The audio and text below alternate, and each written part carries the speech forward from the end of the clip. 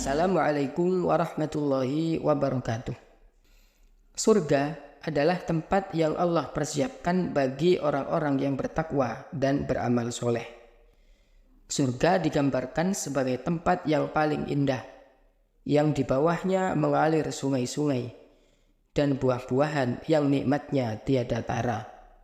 Begitu besar nikmat surga, ternyata Allah Subhanahu wa Ta'ala telah menurunkan 5 makhluk yang asalnya di surga, kemudian diturunkan ke bumi. Salah satunya mungkin kita pernah memakannya. Dalam Al-Quran, Allah Subhanahu wa Ta'ala banyak menggambarkan kenikmatan-kenikmatan surga dan memberikan kabar gembira kepada orang-orang yang beriman dan beramal soleh. Disediakan surga-surga yang mengalir di bawahnya sungai-sungai. Allah Subhanahu wa Ta'ala berfirman dalam surat Al-Baqarah ayat 25. A'udzu billahi minasyaitonir rajim. Wa basyiril ladzina amanu wa 'amilus solihati anna lahum jannat. Dan sampaikanlah kabar gembira kepada orang-orang yang beriman dan berbuat kebajikan, bahwa untuk mereka disediakan surga-surga tajri min tahtihal anhar, yang mengalir di bawahnya sungai-sungai. Kullama ruziqu minha min thamaratir rizqan qalu. Setiap kali mereka diberi rezeki buah-buahan dari surga, mereka berkata, Hadzal ladzi ruziqna min qablu wa utubihi mutasyabiha. Inilah rezeki yang diberikan kepada kami dahulu. Mereka telah diberi buah-buahan yang serupa. Walahum fiha azwajum mutahharatun wa hum fiha khalidun. Dan di sana mereka memperoleh pasangan-pasangan yang suci dan mereka kekal di dalamnya. Ikhwatal iman rahimakumullah. Ayat ini mengisyaratkan bahwa ada buah-buahan di dunia yang juga ada di surga. Sehingga orang-orang yang ada di surga nanti akan mengenang saat-saat mereka berada di dunia. Namun, kata Abdullah bin Abbas radhiyallahu an, persamaan benda surga dan dunia hanya pada penamaan saja, bukan pada hakikatnya. Di dunia ada kurma, dan di surga juga ada kurma. Di dunia ada pisang, di surga juga ada pisang. Karena pada hakikatnya, kenikmatan surga itu mala ainun ro'at, yaitu tidak pernah dilihat mata. Wala udhunun sami'at, tidak pernah didengar oleh telinga, wala khatara ala qalbi bashar, bahkan tidak pernah terlintas dalam pikiran manusia, saking nikmatnya. Nabi Muhammad SAW menyebutkan ada beberapa makhluk surga yang Allah turunkan ke bumi, dan kita bisa menyaksikan makhluk tersebut. Yang pertama dan kedua adalah Sungai Nil dan Sungai Efrat. Ada sebuah hadis sahih yang diriwayatkan oleh Imam Bukhari dan Imam Muslim dari sahabat Anas bin Malik. Anas bin Malik berkata bahwa Rasulullah SAW bersabda bahwa beliau melihat 4 sungai yang keluar dari sumbernya. Ada 2 sungai yang jelas kelihatan dan 2 sungai yang samar-samar.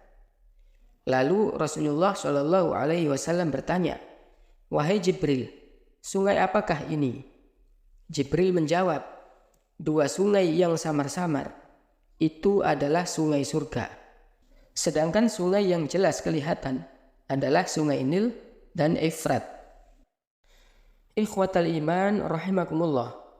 Boleh jadi yang dimaksud Nabi Muhammad SAW keberadaan sungai surga yang kemudian diturunkan ke bumi adalah memang nyata-nyata asalnya dari surga.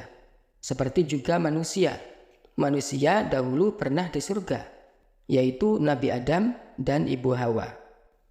Allah Subhanahu wa Ta'ala pernah memasukkan Nabi Adam dan Ibu Hawa ke dalam surga dan merasakan kenikmatan yang luar biasa, yang mana akhirnya mereka dikeluarkan dari surga.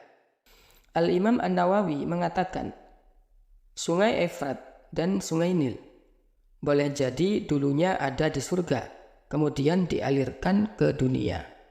Ada sebuah hadis Nabi Muhammad SAW yang menjelaskan bahwa salah satu tanda kiamat adalah mengeringnya sungai Efrat.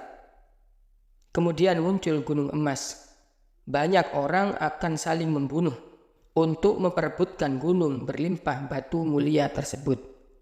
Hadis tersebut adalah hadis sahih yang diriwayatkan dari Abu Hurairah radhiyallahu anhu, bahwa Rasulullah SAW bersabda, hari kiamat tidak akan terjadi sebelum sungai Efrat mengering dan menyingkapkan gunung emas, sehingga manusia saling membunuh untuk mendapatkannya. Maka terbunuhlah 99 dari 100 orang yang berperang. Setiap orang dari mereka berkata, semoga akulah satu-satunya orang yang selamat.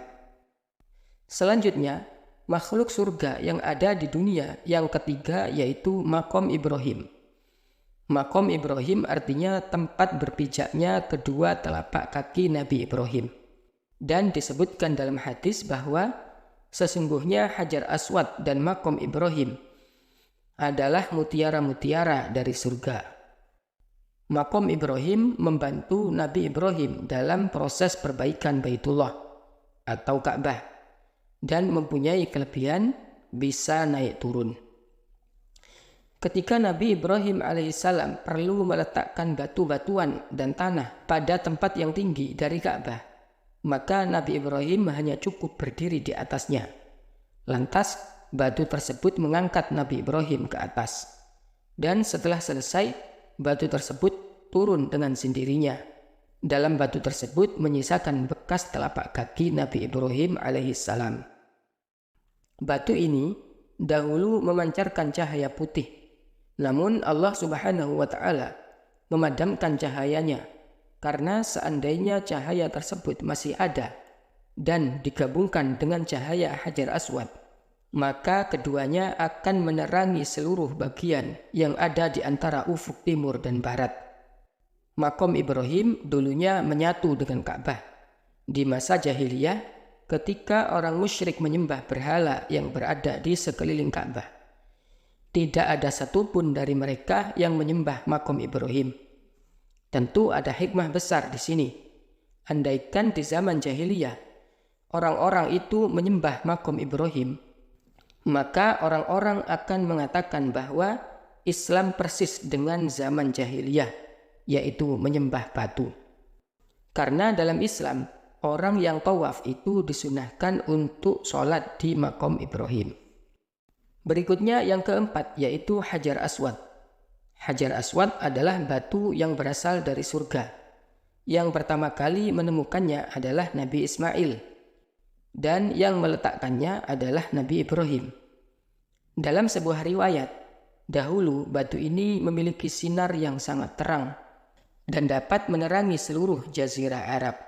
Namun semakin lama sinarnya semakin meredup dan hingga akhirnya sekarang berwarna hitam.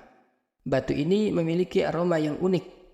Aroma itu adalah aroma wangi alami yang dimilikinya semenjak awal keberadaannya. Pada saat ini, batu Hajar Aswad tersebut ditaruh di sisi luar Ka'bah sehingga mudah bagi orang untuk menciumnya. Dan mencium Hajar Aswad hukumnya adalah sunnah, karena Rasulullah selalu menciumnya setiap kali beliau tawaf. Dalam sebuah hadis yang diriwayatkan oleh Sayyidina Abbas radhiyallahu an, Rasulullah bersabda, Hajar Aswad turun dari surga, padahal batu itu lebih putih dari susu. Dosa manusia yang membuat batu itu menjadi hitam. Ikhwatal iman rahimakumullah. Berikutnya yang kelima, makhluk surga yang ada di dunia yaitu kurma ajwa.